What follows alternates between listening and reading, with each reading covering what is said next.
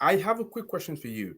So, can you name one or two companies, would you say, or maybe three companies that actually benefited from green financing and taking it, from a startup all the way to actually multinational that we can actually admire today?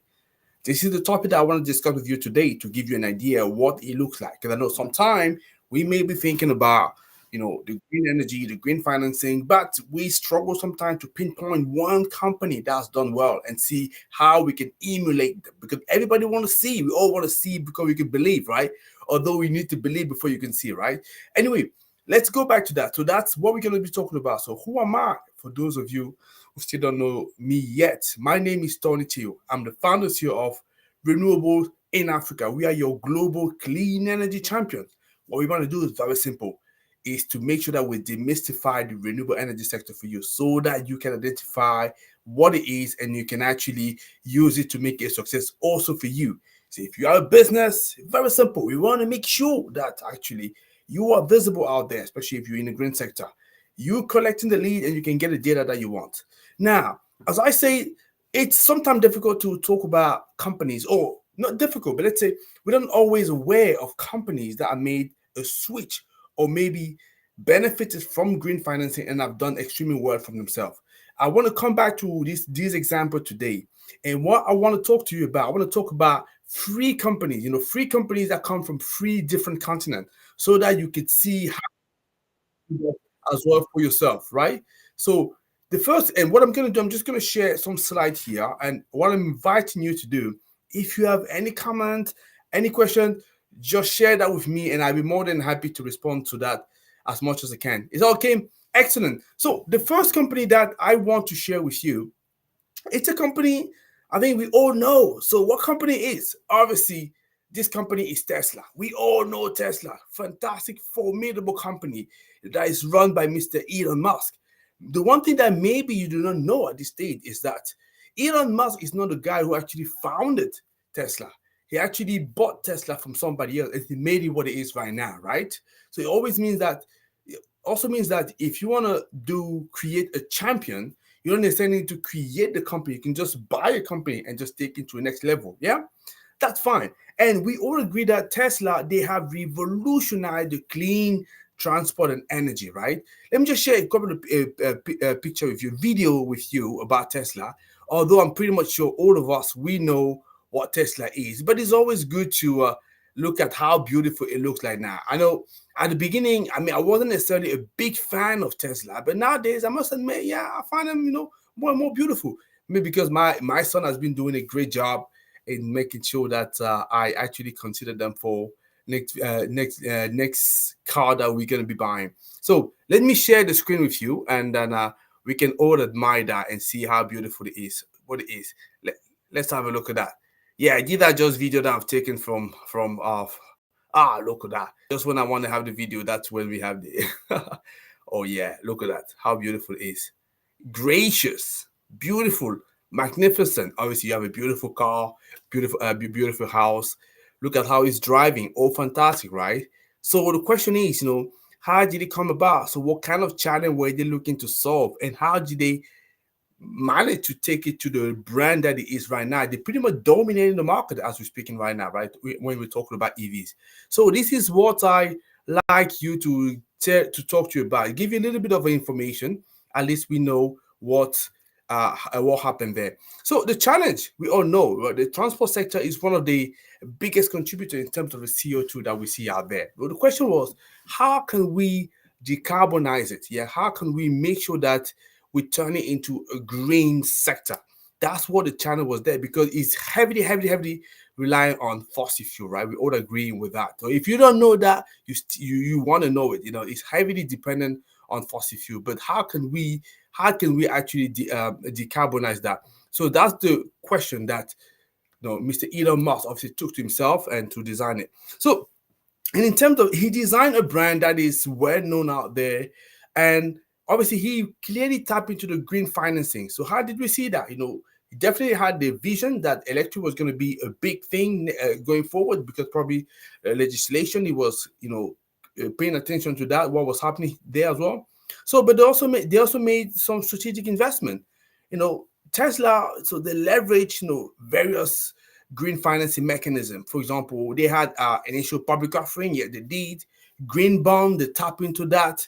They've also tapped into government grant, to fund their pioneering electric vehicle and also a sustainable energy product. And he has worked tremendously well, right? And they also even knew that time as well Bitcoin to fund their operation. And what is the impact? So on a social level, Tesla, they have not only scaled their own operation, but they've also stimulated the whole electric vehicle globally, right? So to the point that when we're talking about electric cars now, pretty much everybody now is thinking about Tesla, yeah. And that's sometimes tangent here to say people. This is also what I say to people that work with us, from our awareness program. You want to dominate your market. You want to make sure that whenever your customer thinking about your line of service, your line of product, they think about you first. Because if you do that, they come to you. And when they come to you, there you go. You already had that competitive advantage, yeah. And obviously, if you go now closing the sale, you can make it, yeah. So that's what it's all about. And I'm very, very, very much passionate about that because even for me, when I discovered that, I was able to make some progress within the company. So that is what you want to do, and that's what we very, very interested working with you on. So clearly, Tesla, they've used that to their advantage to dominate the market, right? Stimulate the whole electric vehicle. And by making electric vehicle more mainstream, they have kind of indirectly influenced, social perception toward the sustainable transportation. That's what it does, right? That's what it does. When you making sure that you can connect with your target audience, you are visible everywhere. They connect to you. They like your product. Obviously, you influencing them. That's what it's all about. Are you the Tesla of your sector? Are you the Tesla of your industry, your line of product, line of service? If you're not, what are you waiting for, right? So Tesla definitely were able to do that. They were using green financing, but they knew as well, they had as well some great business acumen to clearly position themselves where they are right now. Oh, and from the environmental perspective, we have now a proliferation of electric vehicle contributing to the reduction of CO2 emission. And that's not a bad thing. Bear in mind that transport sector is one of the biggest contributors. Yeah. So what could be the takeaways, from this approach that Tesla has developed? So one thing I can definitely say is that when you're having robust strategic investment, robust as well R&D, and a strong leadership, you can definitely pivot entire industries toward sustainability. So question back to you. Are you at the moment applying that for you?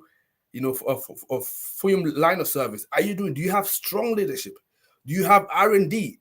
Do you have strategic investment that you're making? And do you have the courage and the vision as well just to go? Because sometimes people, they don't want to pursue a direction because they are afraid that they may be making mistakes. They don't see things happening. Yeah, they don't see their competitors doing it. Guess what? Sometimes you don't want to wait for your competitor. You want to be the pioneer there. You go in there and tackle the market. That's what Tesla has been doing. So I don't know whether it's something that you want to emulate. I certainly think that, yeah, there's some great lesson there, right? So beyond the personality of Mr. Elon Musk. Yeah, great example for us to look at. Now, so that, and obviously Tesla now is a global brand, an American brand, a global brand. So, but I say to you, I want to talk to you about, three examples from three continents. So what could be the second example of a company that has done extremely well? I'm sure you're also going to particularly like this one. So let me share who they are. And this company is called Orsted or Ørsted. I don't know how you pronounce it, to be honest. But it's another brilliant company. So what are they? Let me just show some pictures and I can describe to you who they are. So you can, you could see. Again, I'm just taking some YouTube videos, so feel free just to go and look at that. So the company, it used to be called Dong, yeah? Before, it was a Danish company.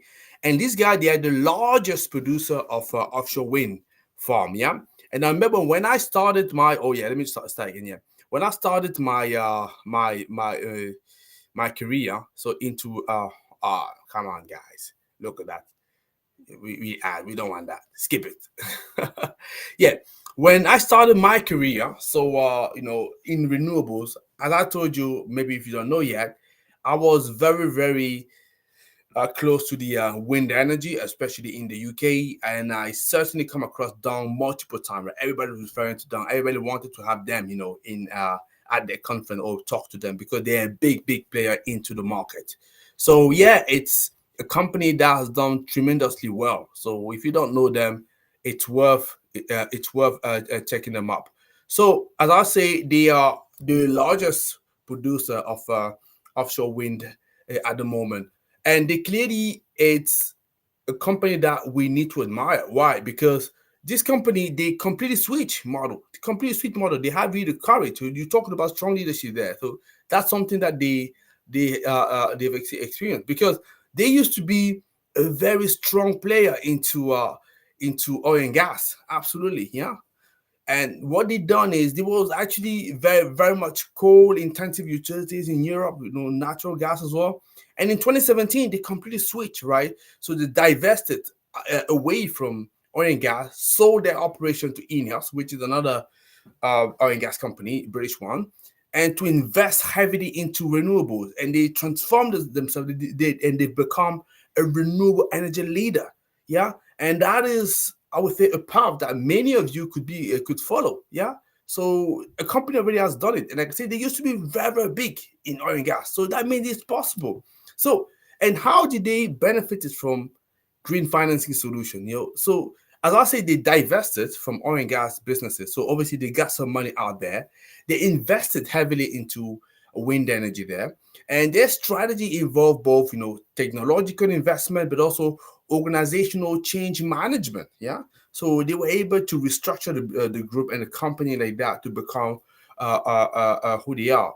And they have drastically reduced their carbon emission, and they are on track to be carbon neutral in energy generation operation by 2025. I don't know if you could see that. That's fantastic, remarkable.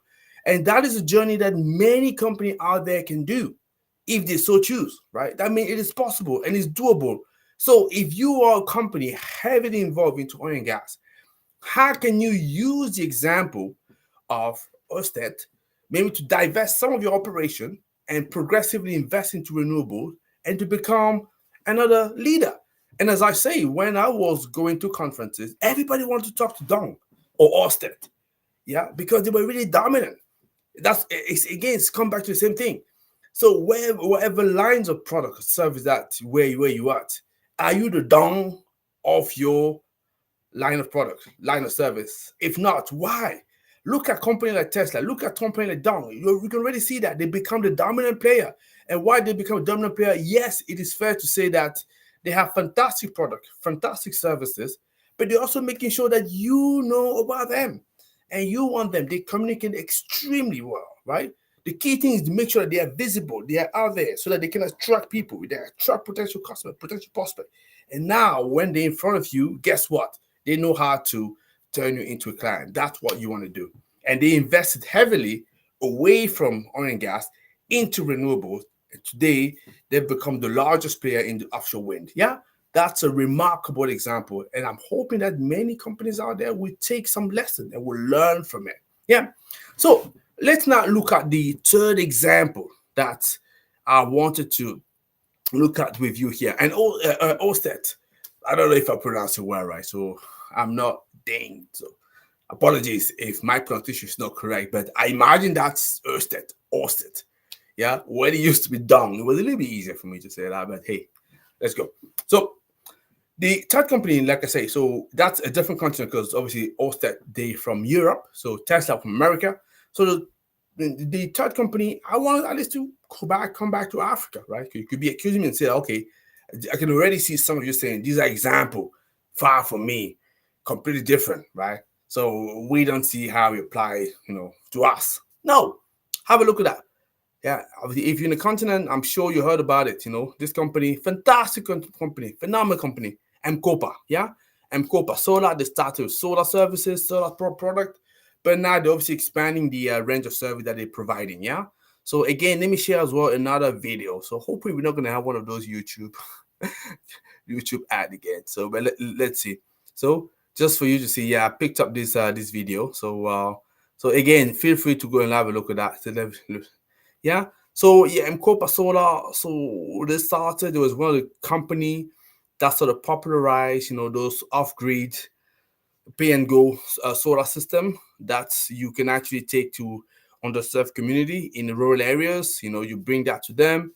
The power solar panel, it's capturing the light to power, some homes and bring some joys, bring some light and make life being much more, uh, interesting for people. You can see people dancing. Yeah, they're happy because they're seeing solar, and this guy is actually surprised and he joins them. So yeah, obviously it's a nice video. So the whole point is just say that yeah, M-kopa, it's again another dominant player. So if you're in the off-grid market, for example, I'm absolutely certain that you would have heard about M-kopa Solar. Yeah, so they one of the I would say the legendary company out there, that have obviously allowed the sector to grow to grow massively. And M-kopa Solar, what was the challenge? So the challenge we all know about, it's energy accessibility. Yeah, a significant number of households across Africa, East Africa, in this particular example, rural areas, they lack access to electricity and they were relying on inefficient and polluting energy source, right? So then in M-kopa Solar, they came in, they tap into green financing. How? They tap into the pay-as-you-go solar financing that was obviously enabled by obviously the mobile technology, yeah, and they revolutionized access to solar power, by implementing that model pay-as-you-go, as I mentioned. With a small deposit, customer can acquire a solar home system, paying off the remaining through small and daily mobile payment, yeah, and it has had tremendous impact, definitely. So it has enabled a lot of families, thousands of families, to save money that they were previously spending on non-renewable energy sources. It has allowed students, to have an increase in study time simply because they have reliable lighting, enhancing educational outcome, right? It clearly as well has allowed for the reduction in the usage of fossil fuel, for lighting, decreasing carbon emission and indoor air pollution. Yeah. So you could see, so clearly the takeaway here, we can see that when you have the right technology that is scalable, you can leverage on that and leverage as well on the green financing model, to tap into market that could not be served before. In this case, rural areas, on the served market. So those are different examples that I'm taking green financing where you're making green triumph.